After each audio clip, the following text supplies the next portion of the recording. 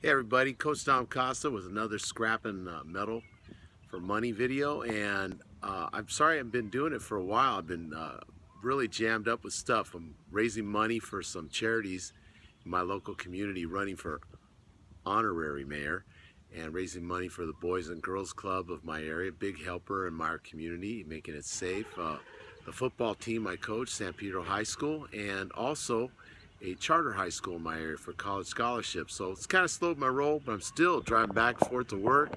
And when you let people know what you do, it's amazing what you find. And let me show you what I got. I got the usual stuff, like old file cabinets, barbecues, microwave, the bottom of an umbrella holder. But when you let people know what you do besides these bed frames, this guy hooked me up with that he's a fabricator, but he also has to break down the old stuff.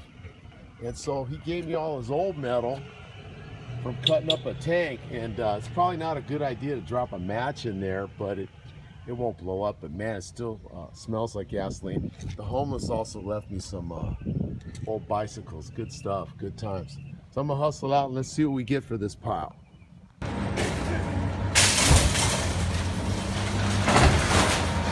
usual mattress.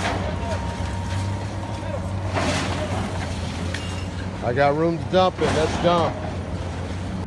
I love this part. It's time to scale out. Then we get paid. Well, I gotta tell you, this is pretty pleasing load of heavy #1 steel. I believe that price is a smidge higher than the last time I was here. And that's not too shabby for a couple hours work. Just driving back and forth to work and let people know what you do. But be careful, big heavy steel.